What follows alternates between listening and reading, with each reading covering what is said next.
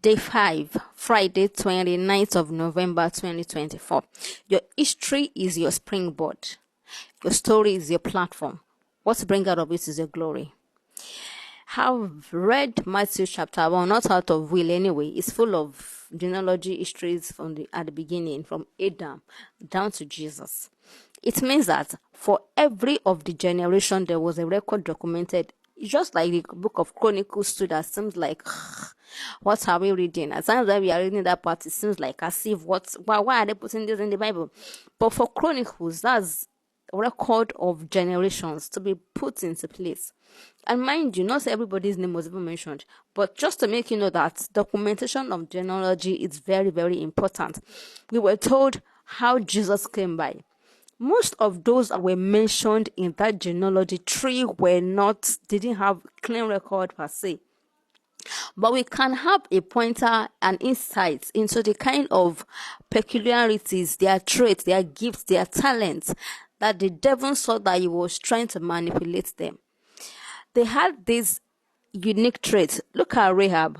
Rahab had this intelligence to be able to hide. He knows that they are their enemies. At the same time, she had this intelligence and knowledge about the fact that these people are God's people, that God's chosen, that the apple of God's eyes, and they are going to conquer the land.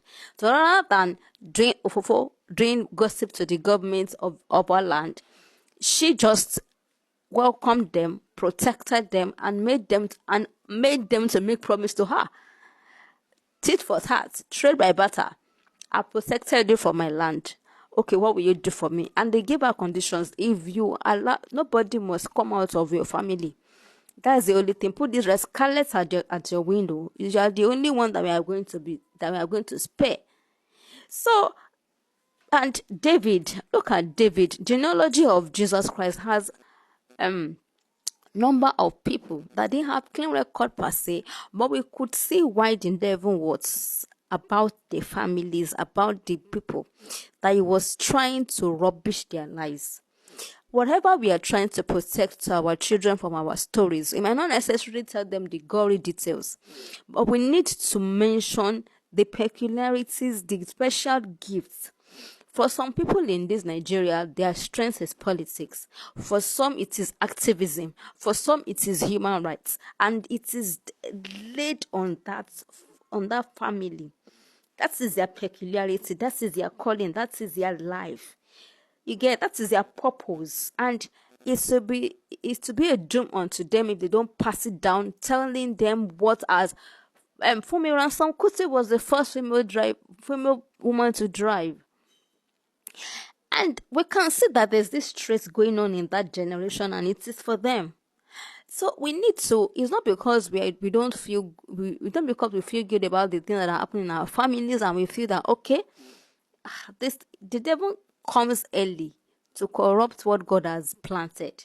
Like they said, when man slept, the enemy came and corrupts the good seed. That does not mean that the seed is not still good. We can pick our lessons, pick our peculiarities. Okay, there was a man in your genealogy that used to face kings, that the king cannot do without, but at the long run, he or she, the thing got to his or her head and did some things along the line. You can just pick some lessons from that and say, our forefathers, this particular person, was indispensable to the government, to the king, but he did so and so he used his gifts in the wrong way. You can see that. But picking the principles that are peculiar to your generation is very, very important. So you trying to protect your children in the name of it has stopped for me, let it not continue for me, you now deprive them. They will be noticing some traits in them that are peculiar to them amongst their colleagues, and they can't trace it to where it is coming from.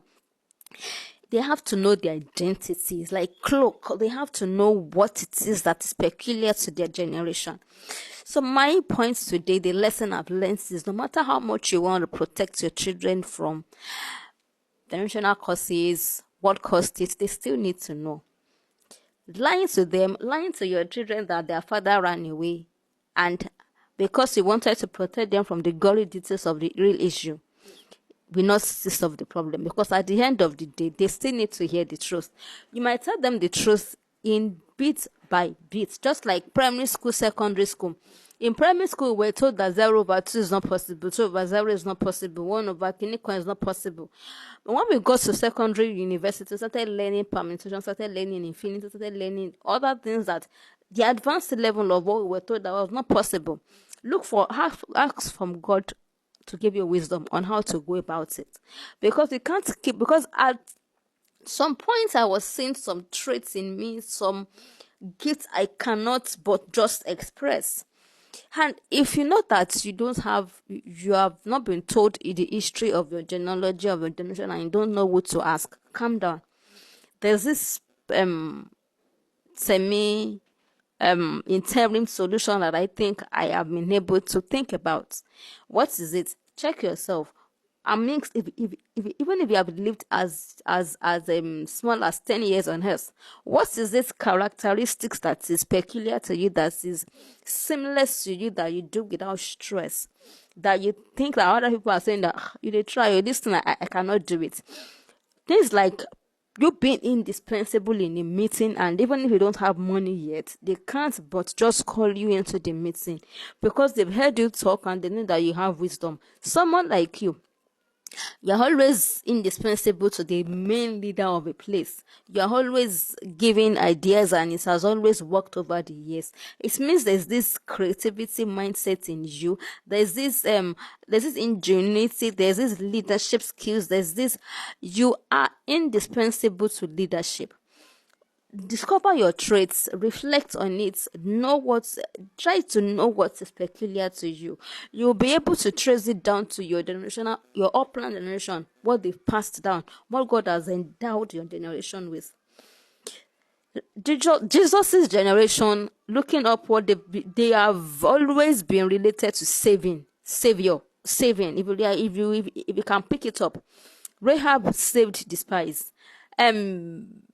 David trained some non-entities and they became mighty men, to the extent that when they saw Saul when he was sleeping, one of his guys said, Baba, guy, it's just once I'm going to strike him. He won't even be able to sound this to the world. He will pass on to glory.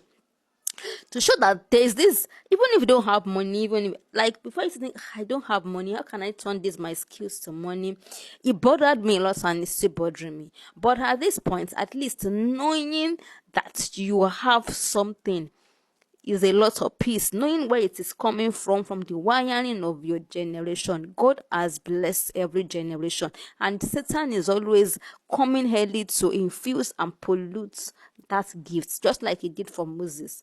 Moses was to save Israelites, but not by killing Egyptians with his hands. So you would be noticing some things, and the devil can come to pollute it by different means. It could be molestation, it could be just to dampen you from rising, to fulfill you, to fulfill the continuity of the grace over your generation. You still need to know where you are coming from. And even if you can't go to some villages to ask for some questions to know what exactly is the peculiarity, you pick the peculiarities of a generation and run with it. I hope this is clear. I didn't plan to make this long. I wanted to be doing one minute per day to make it easier for people to listen and get the points. But I needed to strike this. It has to be expatiated. Even Jesus' genealogy was traced. So why won't your home be traced? Don't be scared of whatever you find out. Like I said, what you need, it's not necessarily to feel bad because they did some girly things, but to pick out the principles that was manipulated. If they had witty wisdom, you should know that maybe that is what is also trying to come up in you, so that you can know how to fuel it, how to prune it, how to grow it and become a better version of your generation, so that you can pass down a better version to the next one. I hope this makes sense. Yeah, thank you so much. Day 5.